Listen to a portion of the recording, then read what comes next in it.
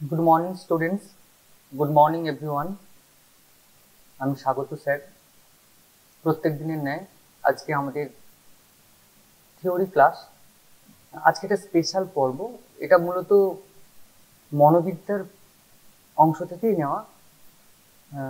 মনোবিদ্যার methods of educational psychology বা মনোবিদ্যার বিভিন্ন পদ্ধতিগুলো কি আছে সেটা নিয়ে আজকে আমাদের সেশন। তো আশা করি সবার ক্ষেত্রে মনোবিদ্যা জিনিসটা কি আগে জানা দরকার। মনোবিদ্যা বা মন, এই ব্যাপারটা কি অ্যাকচুয়ালি, তো সেটা না জানলে পরবর্তীকালে আমরা তার পদ্ধতিগুলো জানবই বা কি করে। এক কথায় সহজে বলতে পারি, শিক্ষা মনোবিদ্যা হচ্ছে মনোবিদ্যারই এমন একটি বিষয় বা এমন একটি শাখা যেটা কি করে, যেটা হচ্ছে আমরা যে এই যে অ্যাট এ টাইম আমি কি করছি তোমাদের কিছু বলতে এসেছি আজকের ক্লাসে, তার মানে কি শিক্ষণ টিচিং, কিছু শেখাতে এসেছি আর ওপারে তোমরা শিখছো কিছু, লার্নিং হচ্ছে। তার মানে স্কিনারের মতে শিক্ষণ এবং শিখনের প্রক্রিয়াই হলো শিক্ষা মনোবিদ্যা। স্কিনার এই কথাটি বলেছেন। তো এখন শিক্ষণের মধ্যে তো অনেক বিষয় রয়েছে, তাই না? তো সেগুলোর মধ্যে যে অ্যাকচুয়ালি আমরা শিখবো কিভাবে বা মনোবিদ্যার বিষয়টা মানে কিভাবে আমাদের মনের মধ্যে একটা স্থান করে নিতে পারে বা আমরা আমরা আমাদের মনের জায়গাটাকে ব্যাখ্যা করতে পারি। তো সেই ব্যাখ্যা করার জন্য আজকে যেটা রয়েছে যে আমাদের দেখতে হবে যে মনোবিদ্যার যে বিভিন্ন মেথডস বা তার যে পদ্ধতিগুলো রয়েছে, কিভাবে শিক্ষা মনোবিদ্যার যে পদ্ধতিগুলো রয়েছে সেগুলো কিভাবে শিক্ষাক্ষেত্রে বা শিক্ষা বিজ্ঞানের সঙ্গে সম্পর্কিত এবং আমাদের মনকে কিভাবে প্রভাব বিস্তার করে। চলো দেখা যাক। তবে যারা নতুন আমার এই ক্লাসে, তারা অবশ্যই স্বাগতোস এডুকেয়ার এই ইউটিউব চ্যানেলটাকে সাবস্ক্রাইব করবে। স্বাগতোস এডুকেয়ার, SWGATA,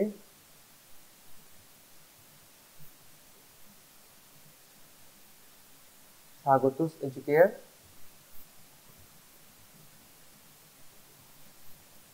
এটা সাবস্ক্রাইব করবে।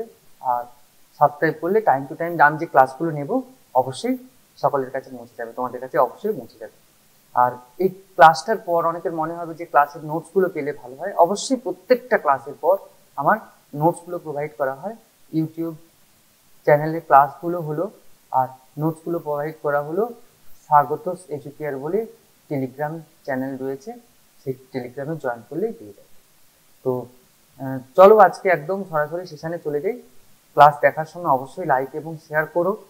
আর কোনো কিছু কমেন্ট করার থাকলে অবশ্যই কমেন্ট বক্সে কমেন্ট করবে। আর এর আগের যে প্রিভিয়াস ক্লাসগুলো কেউ যদি জানতে চায়, প্রিভিয়াস ক্লাস পেতে গেলে আমার ইউটিউব যে প্লে লিস্ট রয়েছে ইউটিউবে, স্বাগত স্যার লিখলেই পাওয়া যাবে বা স্বাগত এডুকেয়ারে চলে গেলেই ওখানে প্লে লিস্টে সব যে আগের ক্লাসগুলো রয়েছে সব অ্যাভেলেবেল। তো যারা আগের পূর্বের ক্লাস দেখতে চাও, মানে যেগুলো হয়ে গেছে প্রিভিয়াস ক্লাস, সেগুলো ওখানে অ্যাভেলেবেল রয়েছে। ওকে, চলো শুরু করা যাক। তাহলে এক কথায় কি বললাম, শিক্ষা মনোবিদ্যা। শিক্ষা মনোবিদ্যা হলো শিক্ষণ এবং শিখনের একটা সম্মিলিত প্রক্রিয়া। যে বিজ্ঞান শিক্ষণ এবং শিখন নিয়ে আলাপ আলোচনা করে স্কিনারের মতন, যে এটাই হলো শিক্ষা মনোবিদ্যা। তো আজকে যেহেতু আমাদের শিক্ষা মনোবিদ্যার পদ্ধতি, সেই পদ্ধতিগুলো মূলত আজকে চারটে মেন পার্টে আলোচনা করব। শিক্ষা মনোবিদ্যার পদ্ধতির চারটে মূল পার্ট একটা ছকের মাধ্যমে দেখাচ্ছি। বাংলা এবং ইংরেজি দুটো পার্টই পাবে তোমরা। প্রথমটা হচ্ছে পর্যবেক্ষণ পদ্ধতি, পরীক্ষণ পদ্ধতি, সিদ্ধান্ত গ্রহণ পদ্ধতি আর বিশেষ পদ্ধতি। এইটা হচ্ছে বেসিক চারটে পার্ট। এই বেসিক চারটে পার্টকে কেন্দ্র করে আমরা তার যে সাব পার্টগুলো রয়েছে, যে সাব ডিভিশনগুলো রয়েছে, সেগুলো নিয়ে আমরা বিস্তারিত আলোচনায় চলে যাব। তাহলে শিক্ষা মনোবিদ্যার মূল চারটে পার্ট মনে রাখতে হবে: অবজারভেশন, এক্সপেরিমেন্টেশন, ডিসিশন টেকিং আর স্পেশাল পদ্ধতি। ইংরেজিটা রয়েছে এদিকে। অবজারভেশন, এক্সপেরিমেন্টেশন, ডিসিশন মেকিং আর স্পেশাল মেথড। এই চারটে মূল মেথডস অফ এডুকেশনাল সাইকোলজির চারটে পার্ট। তাকে কেন্দ্র করে তাদের আবার কিছু সাব পার্ট রয়েছে, আমি এখানে আলোচনা করেছি, দেখা যাবে একটু পরে। তো পর্যবেক্ষণ, পরীক্ষণ এবং সিদ্ধান্ত গ্রহণ, এই পদ্ধতিগুলোর মধ্যে যে ভাগগুলো রয়েছে সেই ভাগগুলো মূলত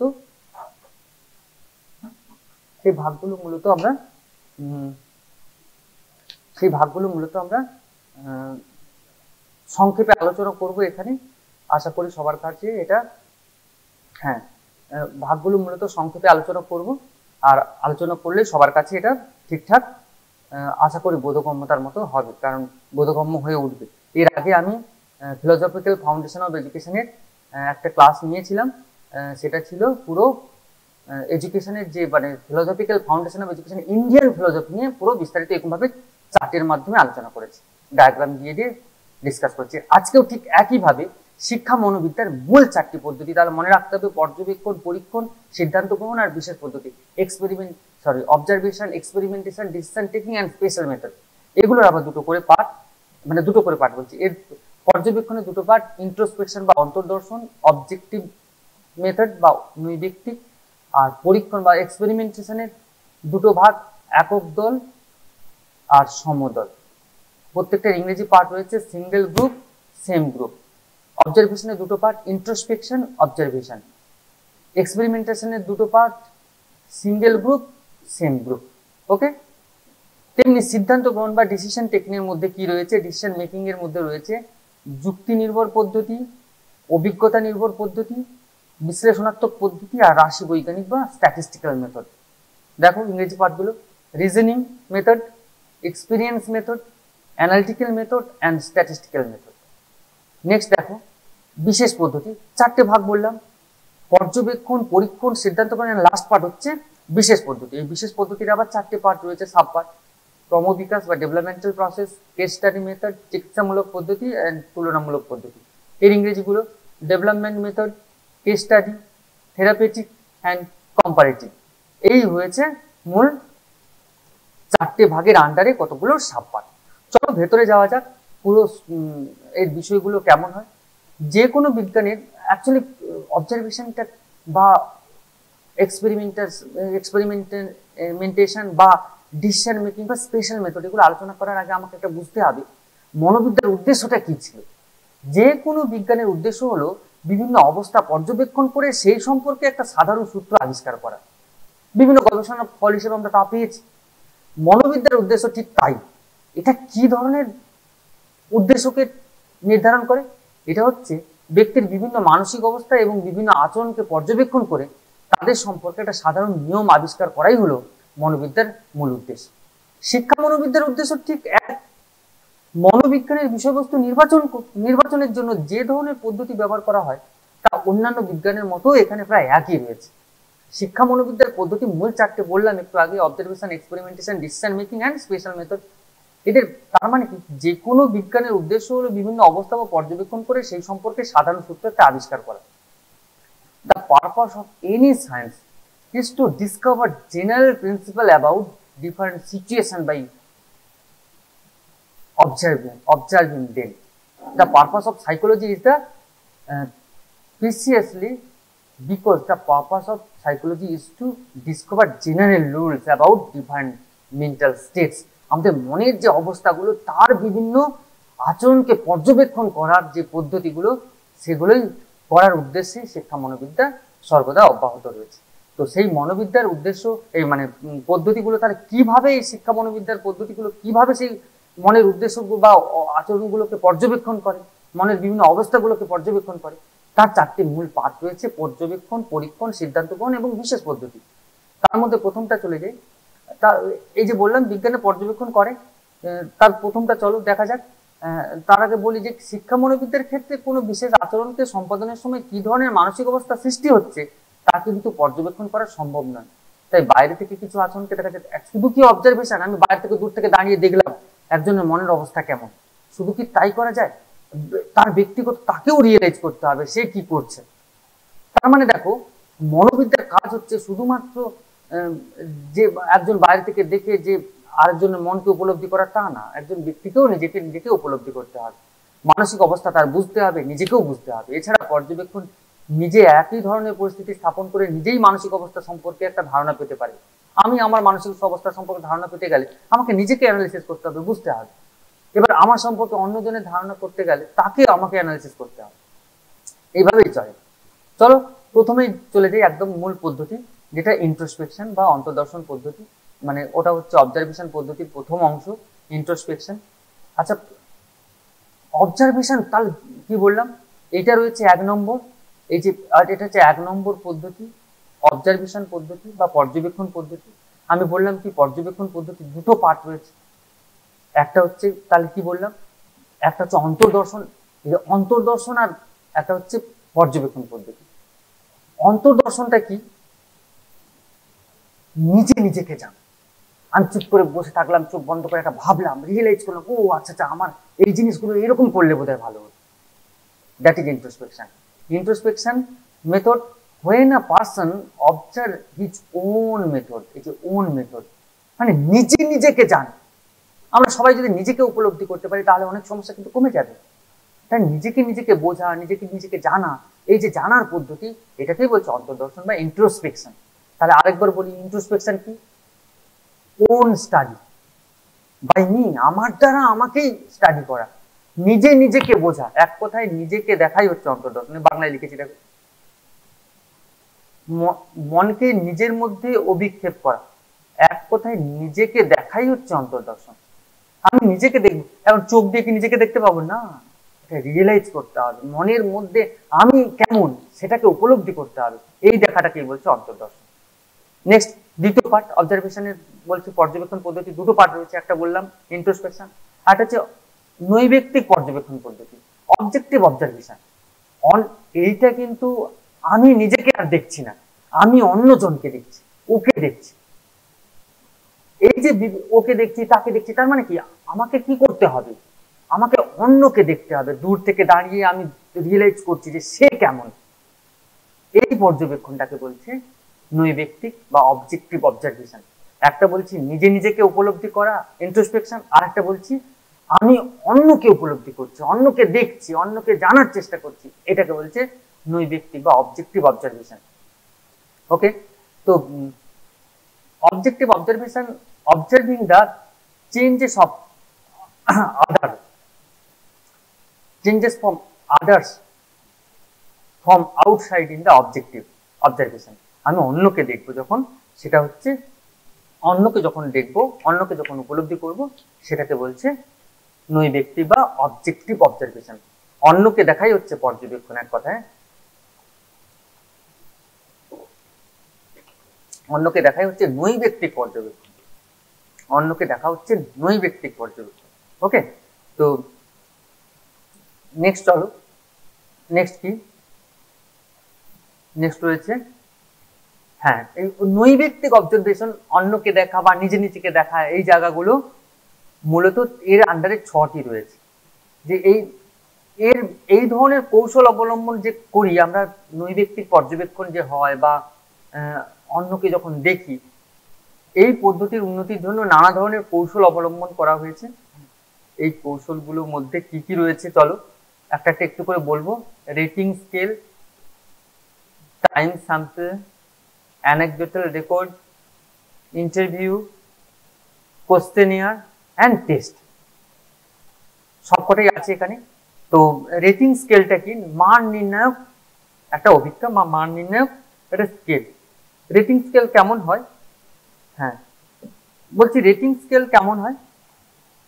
রেটিং স্কেল বলছি যে যখন আমরা কোনো কিছু দেখছি, মানে যখন অবজারভেশন করছি, অন্যকে যখন উপলব্ধি করার চেষ্টা করছি, তখন আমাদের মধ্যে কি হয়, কতগুলো ক্রাইটেরিয়া ভেবে নিই।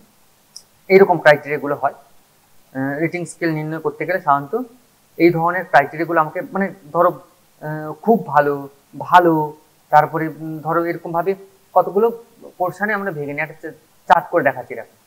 ধরো এটাকে রেটিং স্কেল বলছি, কিন্তু এটা কতগুলো ভাগে ভাগ করলাম। ধরো আমি কাউকে দেখব, সেই দেখার পদ্ধতিকে আমি কি করলাম, ধরো রেট দিলাম, এই দিকটাতে আমি রেটিং দেব, এই দিকটাতে আমি কি দেব, এই দিকটাতে হচ্ছে তার ট্রেড গুলো কি রয়েছে, ট্রেড বা সংলক্ষণ গুলো কি রয়েছে,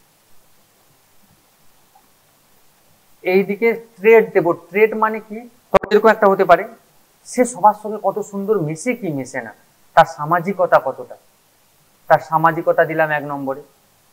তার মধ্যে নেতৃত্বের ক্ষমতা কতটা সেটা দিলাম, তার মধ্যে সৃজনশীল মানসিকতা কতটা সেটা দিলাম, তার মধ্যে সেবামূলক মানসিকতাটা সেগুলো দিলাম। এবার এখানে আমার রেটিং গুলো করা আছে, এইদিকে বললাম এইদিকে ট্রেড সংরক্ষণগুলো একজন ব্যক্তির, আর এইদিকে এরকম 1 2 ধরো এরকম 10, 12, 20 একটা দেওয়া রয়েছে। দেখা গেল আমি প্রথম বললাম সামাজিকতা, সে কত সবার সঙ্গে মিশে কথা বলে সুন্দর করে, সেখানে তাকে আমি ধরো 3 দিলাম, তাহলে 3-এর ঘরে টিক মারলাম। এখানে ধরো 2 দিলাম, 2-এর ঘরে টিক মারলাম। এখানে ধরো 1 দিলাম, 1-এর ঘরে টিক মারলাম। তার মানে টোটাল এখানে ধরো সে 4 পেল, মানে 4-এর ঘরে টিক মারলাম। এইবার এইগুলোকে একটা গ্রাফের স্কেলের মাধ্যমে সংযোগ করো। এইভাবে তার গ্রাফিক্যাল চিত্রটি আমরা খুঁজে পাবো। এটাকে হচ্ছে রেটিং স্কেল বলে। রেট এইভাবে আমরা নির্ণয় করি, ঠিক আছে। এইভাবে মানে তার একজনকে দেখে ও তার গ্রাফটা এরকম, তাকে বোঝা যাবে। রেটিং বিবৃতির মধ্য দিয়ে এটা তার একটা সংখ্যাগুলোকে অ্যানালিসিস করে আমি তার একটা ব্যক্তিত্বকে উপলব্ধি করতে পারি। এইভাবেই কিন্তু অন্যকে দেখা যায়, অবজেক্টিভ অবজারভেশন। এটা একটা হচ্ছে। আর টাইম স্যাম্পল। নেক্সট হচ্ছে কি, নেক্সট বলছি টাইম স্যাম্পল। নেক্সট বলছি টাইম স্যাম্পল। সেটা কি?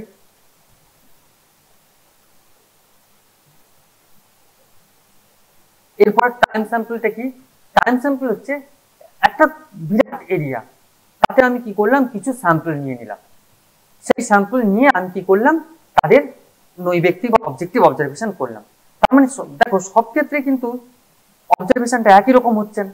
একটা কি করলাম, একটা নাম্বারের ভিত্তিতে মার্কস তৈরি করলাম, সেটা রেটিং স্কেলে করলাম। আরেকটা কি করব, আমি ধরো তাকে একটা নির্দিষ্ট বেসিসে আমি কি করলাম, তার একটা স্যাম্পলিং নিয়ে নিলাম। ধরো অনেক 100, 1000, 10,000 যাই কিছু একটা ডেটাকে আমি কি করলাম, সংগ্রহ করে নিলাম। সেই ডেটাগুলোকে থেকে একটা তথ্য সংগ্রহ করলাম। সেখানে কি করলাম, গবেষকরা কি করে পূর্ব নির্ধারিত বিবৃতিতে একটা বিষয় বা ঘটনাকে পর্যবেক্ষণ করলেন। এই যে টাইম স্যাম্পল বলছি, টাইম স্যাম্পলটা এরকম যে একটা আগের থেকে কোনো একটা ঘটনা ঘটে গেছিল, সেই ঘটনার সেই পূর্ব নির্ধারিত বিবৃতিতে কোন বিষয় বা ঘটনাকে পর্যবেক্ষণ করব, তার একটা পদ্ধতি হচ্ছে টাইম স্যাম্পল। একটি তথ্য সংগ্রহের পদ্ধতি, এটা একটা টাইম স্যাম্পল। এটা কি করে, গবেষকরা পূর্ব নির্ধারিত কোনো ঘটে যাওয়া ঘটনাকে এই টাইম স্যাম্পলের মাধ্যমে সংগ্রহ করে। তো এখানে কি হয়, সেটা কতটা সময়ের ব্যবধানে হয়েছে, কোন কোন আচরণের দিকে একজন ব্যক্তি মনোযোগ দিয়েছিল, সেটাকে আমরা অ্যানালিসিস করে দেখি। তাহলে টাইম স্যাম্পলিং যখন করলাম, ধরো একজন ব্যক্তির উপর টাইম স্যাম্পলিং করলাম, পূর্বে ঘটে যাওয়া কোনো একটা ঘটনাকে আমি অ্যানালিসিস করলাম। ওই ঘটনার ক্ষেত্রে ওই ব্যক্তির মনোযোগ কেমন ছিল, তার অ্যাটেনশন কেমন ছিল, তার লিডারশিপ মেন্টালিটি কেমন ছিল, তার সোশ্যাল এবিলিটি কেমন ছিল, এই ধরনের কিছু ক্রাইটেরিয়া দেখে গবেষকরা টাইম স্যাম্পল কালেক্ট করে এই ধরনের অবজেক্টিভ অবজারভেশন করে থাকেন। আরটা হচ্ছে কি অ্যানেকডোটাল রেকর্ড।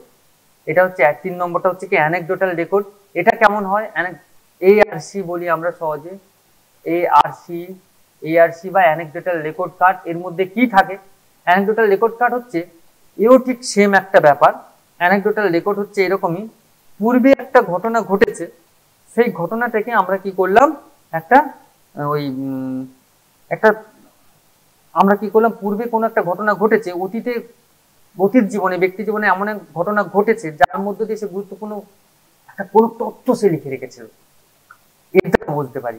তার মানে ধরো পূর্বে ঘটে যাওয়া কোনো ঘটনা আরেকজন ব্যক্তি পর্যবেক্ষণ করেছিলেন। ধরো স্কুলে একটা কোনো দুর্ঘটনা ঘটেছিল, দুর্ঘটনা কি, একজন বাচ্চা ছেলের পায়ে একটা লোহার বেঞ্চ পড়ে গেছিল। একজন মাস্টারমশাই দূর থেকে দেখলেন যে ক্লাসরুমের মধ্যে কোন ছেলেটি ছুটে গিয়ে ওর পায়ে জল দিল, ওকে তুললো, বেঞ্চটা সরালো, এইগুলো একটা জায়গায় লিপিবদ্ধ থাকে, এআরসি। এখানে এই ঘটনাকে কেন্দ্র করে ছাত্রের তৎপরতা, তার দায়িত্বশীলতা, তার মধ্যে কতটা স্বার্থপরতা আছে কি নেই, তার মধ্যে নেতৃত্ব দানের কৌশল কতটা আছে, এইগুলোকে একটা জায়গায় রেকর্ড করা হয়। এই ধরনের তথ্য থেকে আমরা ব্যক্তি সম্পর্কে অবজারভেশন করতে পারি। এটাকে বলছে অ্যানেকডোটাল রেকর্ড। আর ইন্টারভিউ তো আমরা সবাই জানি, ইন্টারভিউ হচ্ছে কেমন, ইন্টারভিউ অনেক ধরনের হয়। ইন্টারভিউতে কি, আমার সঙ্গে কারোর সামনাসামনি একটা সুন্দর যোগাযোগের মাধ্যমে, সামনাসামনি প্রত্যক্ষণের মাধ্যমে কি হয়, একটা সম্পর্ক বা কিছু সময়ের জন্য একটা দারুণ সম্পর্ক গড়ে ওঠে। এই সাক্ষাৎকার বিভিন্ন ধরনের হতে পারে। সাক্ষাৎকারের মূল কাজ হচ্ছে পারস্পরিক সম্পর্ক গড়ে ওঠে। এই সাক্ষাৎকার বিভিন্ন রকম হতে পারে, ঠিক আছে। যেমন কি, এবার সাক্ষাৎকার সম্পর্কে বলছি, সাক্ষাৎকার বিভিন্ন ধরনের হতে পারে। সাক্ষাৎকারগুলো কেমন ধরনের হতে পারে?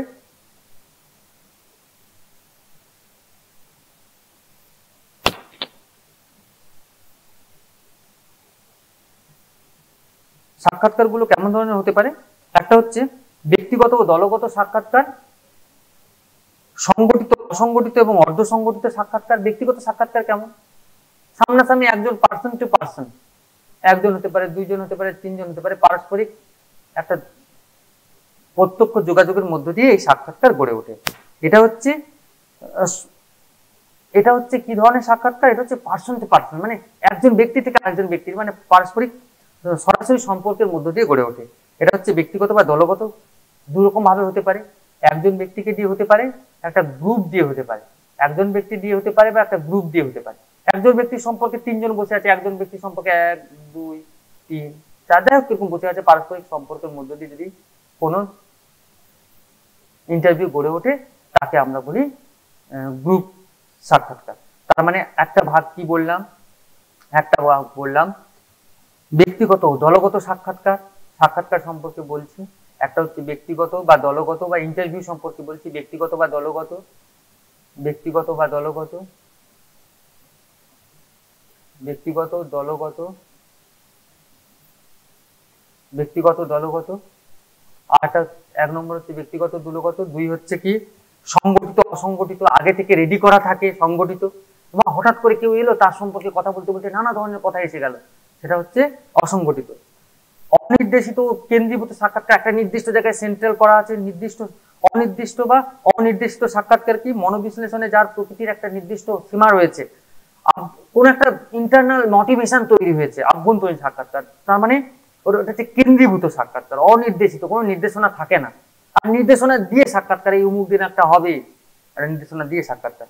নেক্সট হচ্ছে অআদর্শায়িত, আদর্শায়িত সাক্ষাৎকার। রাস্তায় গেলাম, কোন একটা ছেলে বা মেয়ের সঙ্গে যোগাযোগ হলো, তুমি কি করো, এখন কি করছো, কোন ক্লাসে পড়ো, কি ধরনের পড়ো, কিভাবে পড়াশোনা করো, এই ধরনের সাক্ষাৎকার হতে পারে। এটা হচ্ছে কোনো আদর্শের মান থাকে না। আর আদর্শায়িত, পূর্ব নির্ধারিত তৈরি করা থাকে, একটা নির্দিষ্ট শিডিউল করা থাকে, সেই শিডিউল অনুযায়ী ক্লাসগুলো নেওয়া হয়, মানে সাক্ষাৎকারগুলো নেওয়া হয়। এটা হচ্ছে আদর্শায়িত এবং অআদর্শায়িত সাক্ষাৎকার। নেক্সট হচ্ছে কি কোশ্চেনিয়ার বা প্রশ্নগুচ্ছ। এখানে অনেকগুলো প্রশ্ন থাকে, সেই প্রশ্নের সিট তাকে দিয়ে দেওয়া হয়। সেই প্রশ্নের সিট থেকে সে একটা নির্দিষ্ট মতামত তার পেশ করে। সে মতামত থেকে আমি বুঝতে পারি তার সম্পর্কে, তার একটা ধারণা তৈরি করতে পারি। আমরা এরকম করি তো অনেক সময়, তাই না? এগুলোকে আমরা বলি কোশ্চেনিয়ার বা প্রশ্নগুচ্ছ। কোশ্চেনিয়ার বা প্রশ্নগুচ্ছ দিয়ে আমরা ব্যক্তি সম্পর্কে ধারণা পেতে পারি। নেক্সট হচ্ছে টেস্ট বা অভিজ্ঞতা। টেস্ট বা অভিজ্ঞতা কি? একটা কথা মাথায় রাখতে হবে যে আমরা যখন কোনো কাজ করছি, সে কাজ করতে গেলে সে কাজের কতগুলো ব্যাপার রয়েছে, কাজটা কতটা পারফেক্ট হয়েছে সেটা আমাকে জানতে হবে।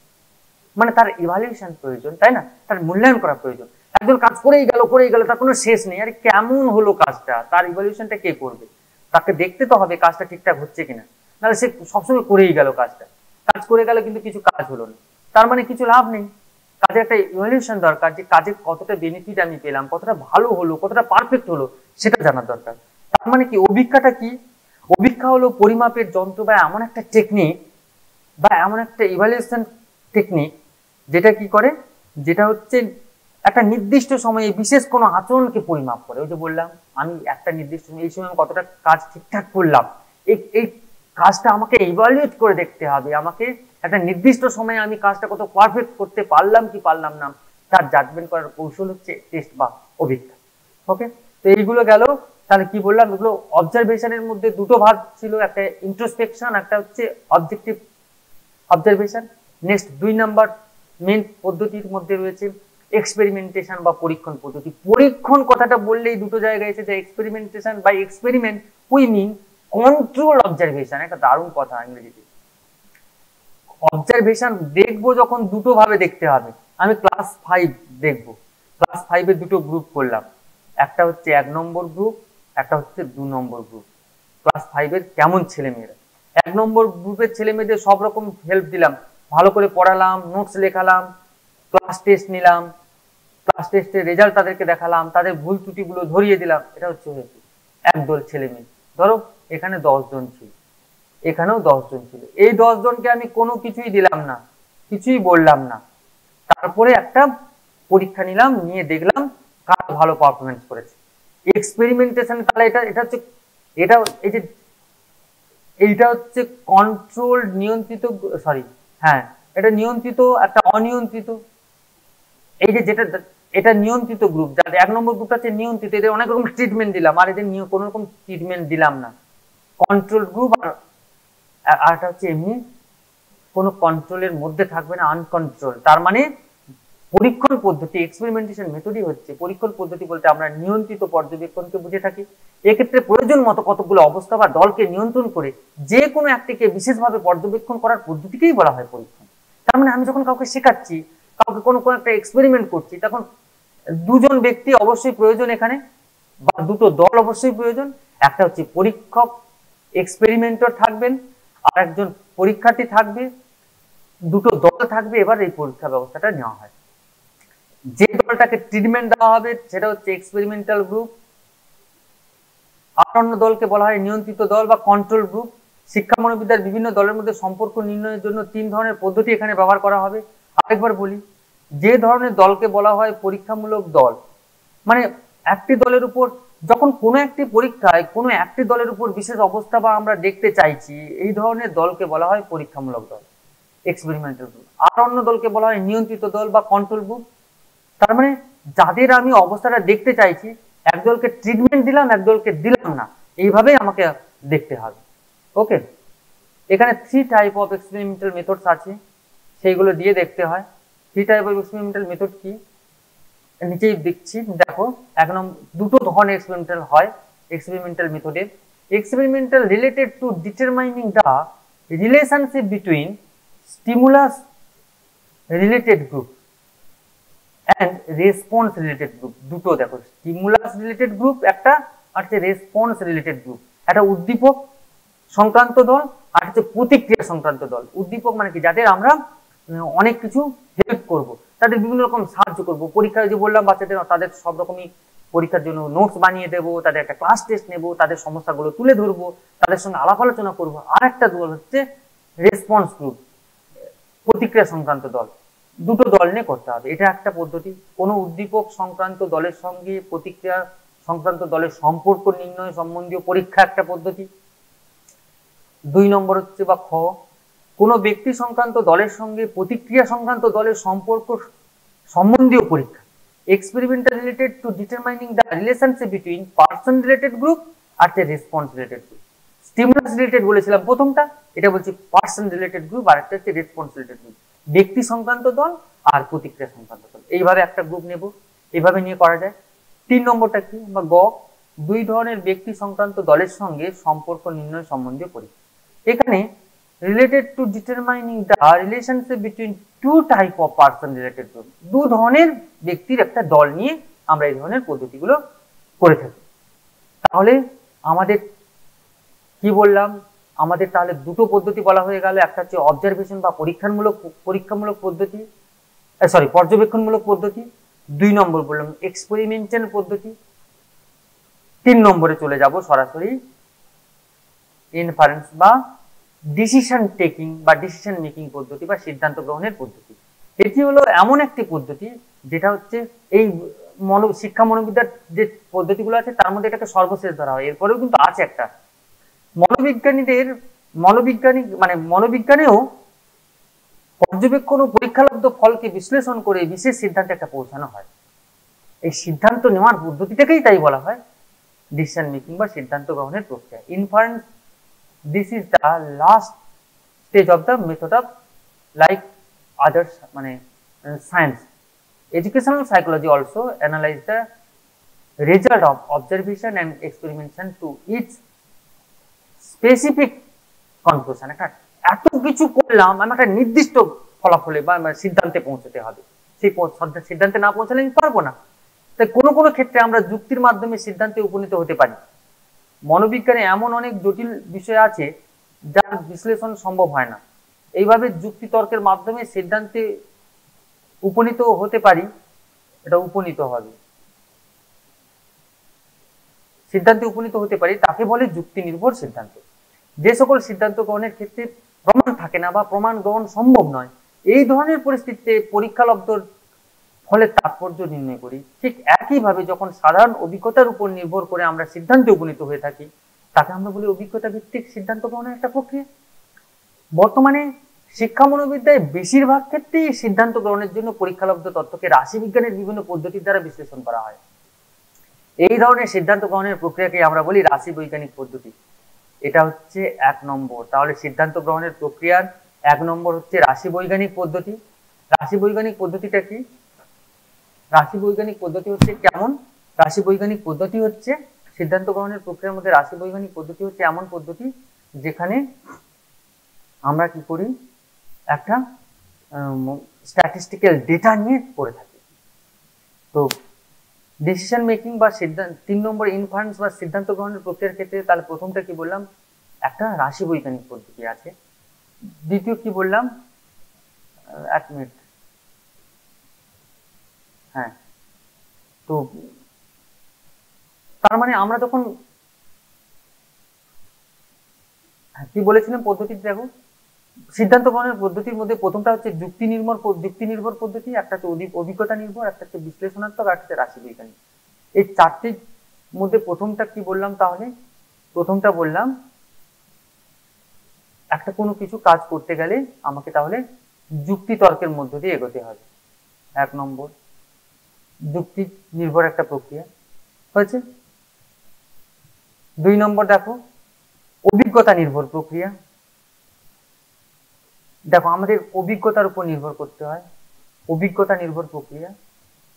2 নম্বর হচ্ছে অভিজ্ঞতা নির্ভর প্রক্রিয়া। অভিজ্ঞতা ছাড়া আমরা কোনো সিদ্ধান্তে উপনীত হতে পারবো না, একটা প্রিভিয়াস এক্সপিরিয়েন্স থাকতে হবে।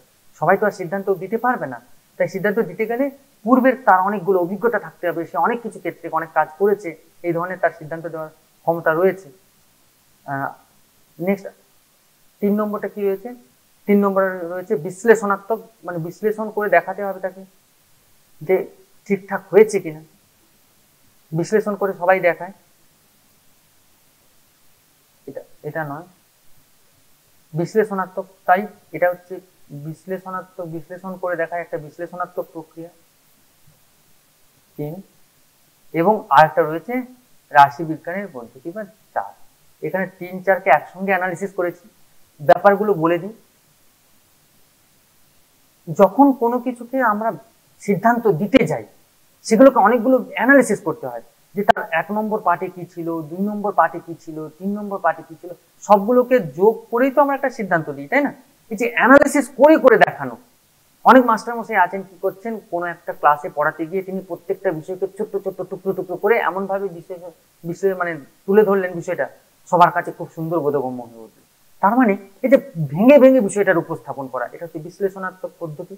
আর রাশি বৈজ্ঞানিক পদ্ধতি আমরা জানি, রাশি বৈজ্ঞানিক পদ্ধতি কি, যেখানে অনেক ডেটার মধ্য থেকে আমরা কি করি, একটা স্যাম্পল বেছে নিই, স্যাম্পলগুলো বেছে নিয়ে কি করি, সিদ্ধান্তগুলো নিই। ধরো 1 2 1 2 3 এরকম ভাবে আর কি, 1 + 2 + 3 এরকম করে ধরো 7 জন পরীক্ষার্থী ক্লাসে পরীক্ষা দিয়েছে, তাদের মধ্যে যে রেজাল্ট গুলো বেরিয়েছে তার যে গড় নির্ণয় করলাম, তার মধ্যে রেজাল্টের মানটা কেমন ধরনের আছে, পজিশনটা কি, সেটা আমরা সেন্ট্রাল টেন্ডেন্সি করে দেখাতে পারি, বা বিভিন্ন রকম ডেসক্রিপটিভ মেথডে আমি অ্যাপ্লাই করে দেখাতে পারি যে বেশিরভাগ ছেলেমেয়েরা কত নাম্বার পেয়েছে।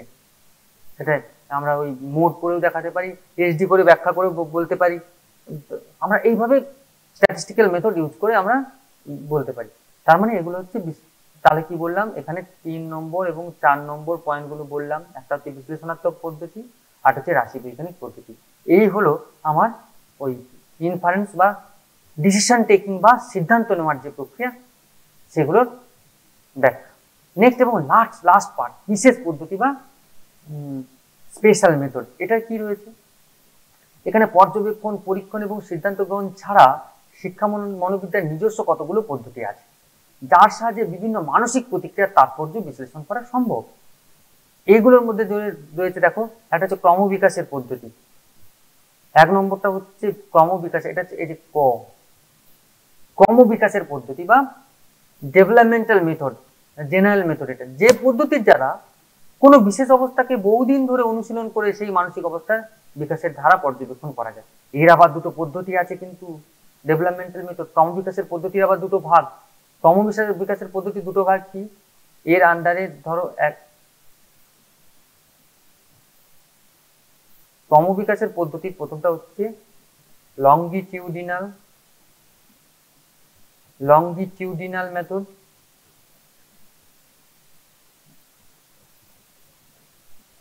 VINAL, longitudinal method. আর বি হচ্ছে, তাহলে ডেভেলপমেন্টাল মেথডের মধ্যে দুটো পার্ট রয়েছে, একটা লংগিটিউডিনাল মেথড, একটা হচ্ছে ক্রস সেকশনাল মেথড।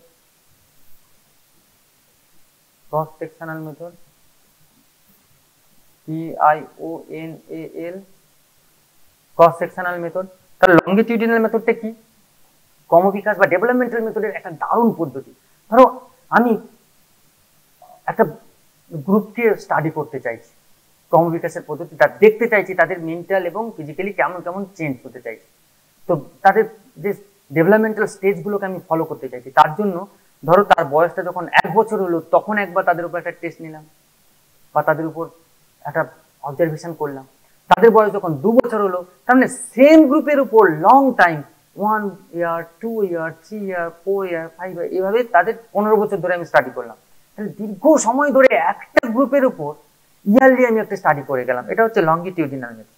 এবার কেউ বলছে আরে এত সময় ধরে আমি স্টাডি করবো কেন, ওই একই গ্রুপের জন্য আমি মানে ওই বিষয়গুলো দেখার জন্য আমি কি করবো, ক্রস সেকশনাল মেথড অ্যাপ্লাই করে নিতে পারি। সেটা কেমন, ঠিক সেম একই সময়ে একই বছরে আমি ধরো 1 ঘন্টার মধ্যে সবগুলো করে নিতে পারি ম্যান পাওয়ার লাগিয়ে।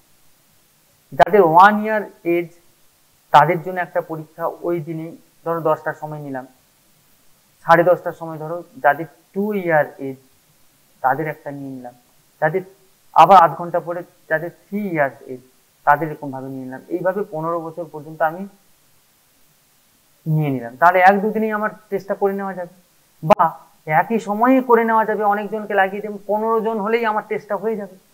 তার মানে at a time difference group কিন্তু এখানে আছে, সেম গ্রুপ নয় কিন্তু। 15টা বছরের জন্য 15টা গ্রুপ নিতে হবে। যদি আমি 10 জন করে বেছে নিই স্টাডি করার জন্য, তাহলে 15-10 150 জনকে আমি নিলাম, কিন্তু সেটা হচ্ছে একই ছেলে মেয়ে না, বিভিন্ন বয়সের বিভিন্ন গ্রুপের 10 জন করে মোট 15টা গ্রুপ নিয়ে নিলাম। 15 জনকে দিয়ে আমি চেষ্টা করে নিতে পারি। এটা হচ্ছে ডিফারেন্স গ্রুপের জন্য হয়, এটা হচ্ছে ক্রস সেকশনাল। লংগিটিউডিনালটা কি, লংগিটিউডিনাল হলো সেম গ্রুপের উপর লং টাইম ধরে স্টাডি করার পদ্ধতি। এটা ক্রমবিকাশের পদ্ধতি 1 নম্বর।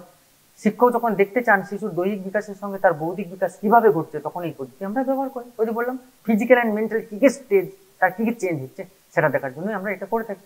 When the teacher wants to see how the intelligent development, how the intellectual development of a child is happening along with his physical development, then his method is adopted. তারপরেই এটা আমরা adopt করি বা প্রয়োগ করি।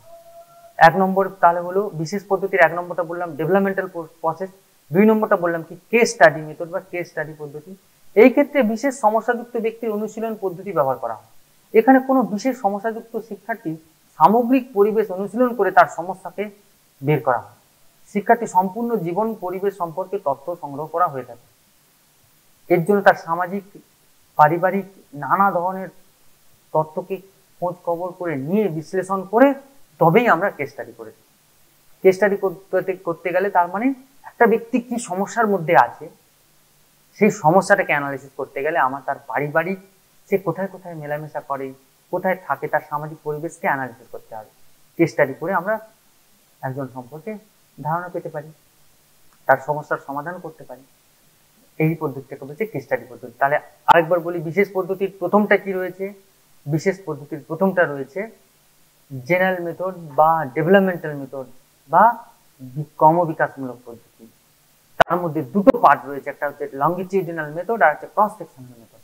আর ওই বিশেষ পদ্ধতির দ্বিতীয় পার্ট হচ্ছে কেস স্টাডি মেথড, এটা ব্যক্তির সমস্যা দেখেই করা হয়।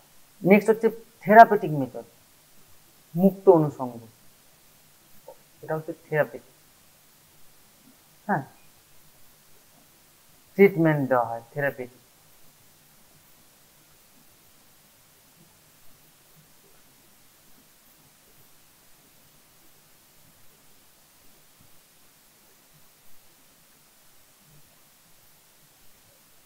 থেরাপিটিক, THERAPEUTIC,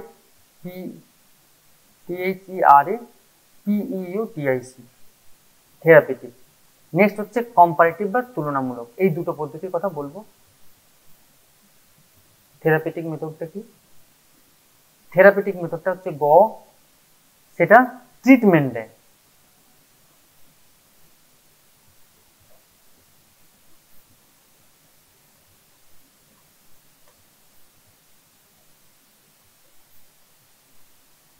যাই হোক, এটা লিখে রাখো।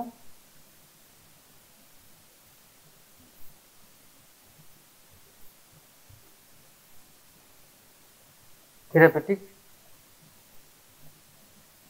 এটা হচ্ছে অনুষঙ্গমূলক পদ্ধতি বা ট্রিটমেন্টাল একটা মেথড।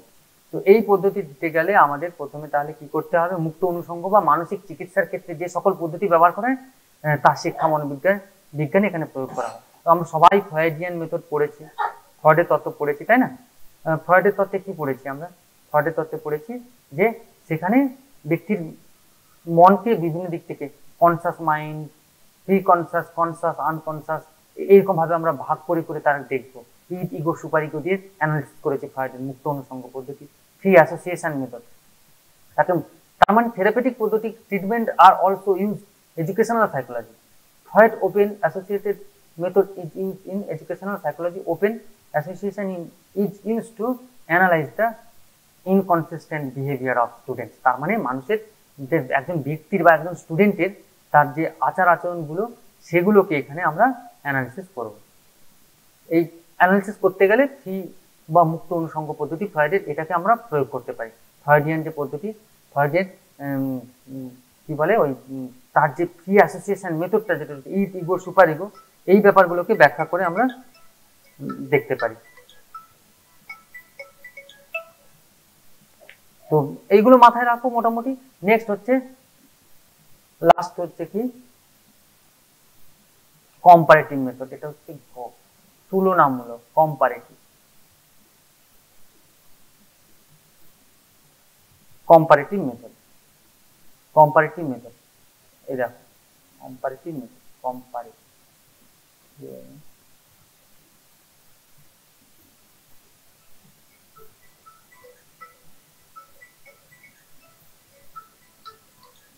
কম্পারেটিভ মেথডটা কি হবে?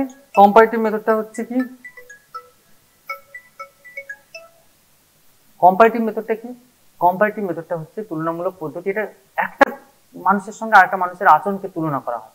তুলনামূলক পদ্ধতিকে নানান ব্যবহার, এখানে মনোবিদ্যার নানান ব্যবহার হয়ে থাকে নানান দিক থেকে। মানুষের আচরণকে যেহেতু পরীক্ষামূলক পরিস্থিতিতে নিয়ন্ত্রণ করা সম্ভব হয় না, তাই শিক্ষা মনোবিদগণ বিভিন্ন পরীক্ষার উপর পরীক্ষা নিরীক্ষা করে তার মানে একটা জ্ঞানকে উপলব্ধি করেছেন, তুলনামূলকভাবে মানুষের প্রকৃত সম্পর্ককে ব্যাখ্যা বিশ্লেষণ করেছেন। দুজন মানুষের তার আচরণগুলোকে ব্যাখ্যা বিশ্লেষণ করার মধ্য দিয়ে তিনি মানে এটা করা যায় যে কম্পারেটিভ মেথড এইভাবেই হয়। তো এই গেল। তাহলে চারটে পদ্ধতি কি? চারটে পদ্ধতি মানে বিশেষ পদ্ধতির চারটে পার্ট। একটা রয়েছে কি, একটা হচ্ছে ওই কেস স্টাডি মেথড, প্রথমটা হচ্ছে জেনারেল মেথড বা ক্রমবিকাশের পদ্ধতি, একটা কেস স্টাডি মেথড, একটা মুক্ত অনুষঙ্গ বা থেরাপিটিক মেথড, আর হচ্ছে কম্পারেটিভ মেথড। এই হলো আজকের শিক্ষা মনোবিদ্যার বিভিন্ন পদ্ধতি। বর্তমান শিক্ষা মনোবিদ্যার বিভিন্ন মানে নির্দিষ্ট কোনো পদ্ধতির উপর কিন্তু সীমাবদ্ধ বলে তোমাদের মনে হয় কি? এত পদ্ধতি বললাম, চার্ট করে বলে দিলাম, সবাই পড়লো। আচ্ছা, মনোবিদ্যা, মানুষের মন বুঝতে গেলে সত্যিকারের নির্দিষ্ট কোনো একটা পদ্ধতি দ্বারা সম্ভব কি? এটা আমার প্রশ্ন থাকলো।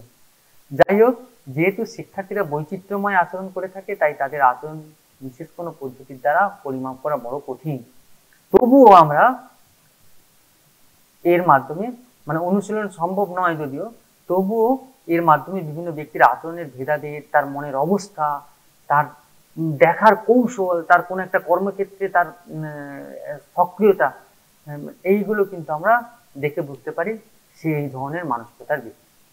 তো বর্তমান শিক্ষাক্ষেত্রে এই পদ্ধতিগুলি বিশেষভাবে মানে একজন মনোবিদকে, একজন যিনি সাইকোলজির জ্ঞান উপলব্ধি করবেন, তাকে তো অবশ্যই হেল্প করবে।